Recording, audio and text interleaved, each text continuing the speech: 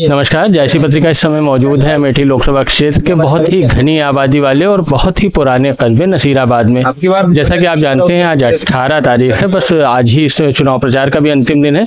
आज पूरी ताकत अमेठी में कांग्रेस ने भी झोंक दी है और बीजेपी के भी रोड शोज होने वाले हैं। हमारे साथ हमारे मेहमान आपके सामने बैठे हुए हैं, कर्नाटका सरकार में राज्य मंत्री हैं और यहाँ आए हुए हैं शाकिर सनादी जी।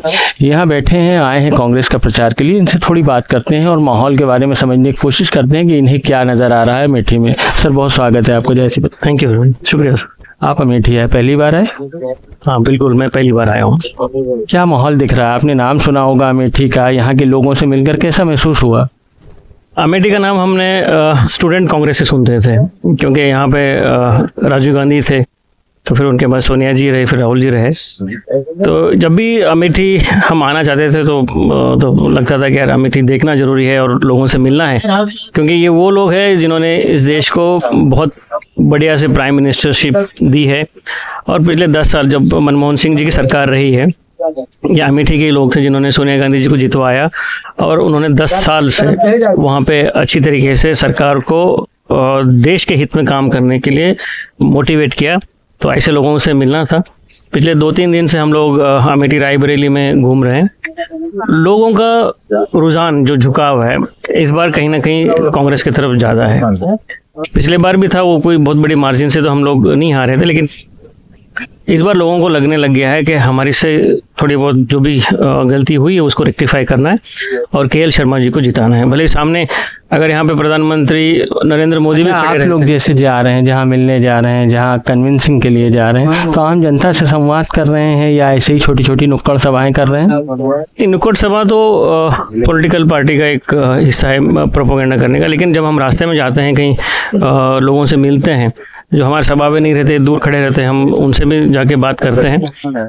तो बहुत से लोग इस बार रीजन और रिलीजन को छोड़ के कांग्रेस के साथ देना चाहते हैं। हो सकता है कि पिछले 10 साल से जिन्होंने उम्मीदें लगाई थी, जो भाजपा में पिछली बार वोट किया था, उनसे भी बहुत से लोग टूट के यहाँ पे आ रहे हैं और कह रहे हैं कि हमें इस बार कांग्रेस को सपोर्ट करना है। अच्छा, ये जिस जगह मैं बात कर रहा हूँ यहाँ पे नसीराबाद है। मैंने आपको बताया कि अमेठी लोकसभा का हिस्सा है। ये मोहतरम नकवी नूरी हैं जो आयोजक हैं, तकरीबन यहाँ कांग्रेस के एक पुराने नेता हैं और युवाओं में एक चेहरा है जाना पहचाना नसीराबाद में। ये आप एक बार दिखाएं यहाँ पे कितनी गैदरिंग है। यहाँ एक चाय का होटल है, लेकिन चूंकि चुनाव का ज़माना है और बड़े बड़े नेता आ रहे हैं, तो ये होटल का मंजर आप देख सकते हैं किस तरह से भारी भीड़ उमड़ रही है। चाय का दौर चल रहा है, चुनावी और लोग भी हैं हमारे साथ। महमूद खान साहब हैं। सर आपसे थोड़ी बात करना चाहेंगे। आप भी अमेठी पहली बार आए? नहीं, आना जाना हुआ है मुझे जी, पहले भी आ चुका हूँ जी। और वैसे तो मेरा आबाई मकान तो अवध रीजन में ही है, तो मैं महसूस कर सकता हूँ यहाँ पे, जैसा कि मैं बता रहा था अभी, यहाँ के लोग अभी भी अपनी मिट्टी से जुड़े हुए दिखाई पड़ते हैं मुझे। सादगी है, लोगों में अपनापन है और वो गांव का जमीन से जुड़े होने की जो खुशबू है वो आप महसूस कर सकते हैं यहाँ के लोगों में। अच्छा, पूरे देश में आप लोग दौरा कर रहे हैं, कुछ अमेठी अलग लगा, कुछ खास, कुछ आपको हट के लगता है या जैसा हर जगह लोग हैं वैसे ही? नहीं, अलग तो है यहाँ पे।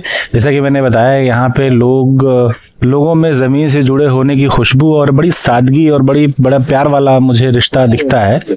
और मैं अभी कुछ देर पहले कह भी रहा था कि जो इंटरव्यूज भी लेते हैं, जो लोगों से गांव का एक आम आदमी चाय के ढाबे पे बैठा हुआ या वैसे बैठा हुआ बात कर रहा होता है, तो आप उससे उसकी दिल की सफाई और मतलब वो देख सकते हैं, महसूस कर सकते हैं। अब हम सीधे अपनी बात पे आते हैं। चुनावी माहौल क्या लग रहा है आपको? बिल्कुल सही से आप बताएं, हो मुमकिन हो आपसे तो।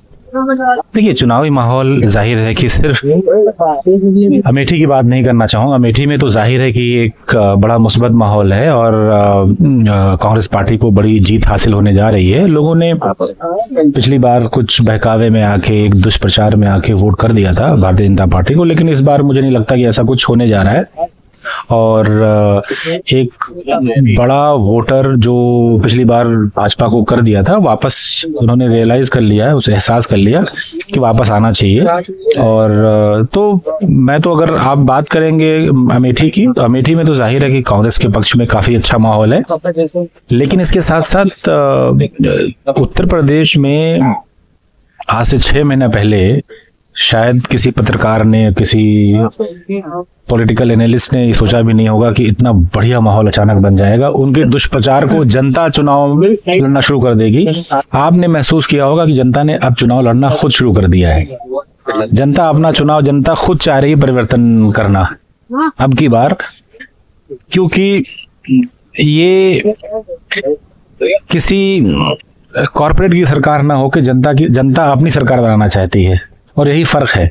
कांग्रेस की जितनी नीतियां देखेंगे आप, right to information, right to food, right to, अभी जो राइट टू एजुकेशन और राइट टू जॉब लेके आ रही हैं, या फिर आप नरेगा की आप जितनी स्कीम देखें, सब उसका मेन फोकस जो था वो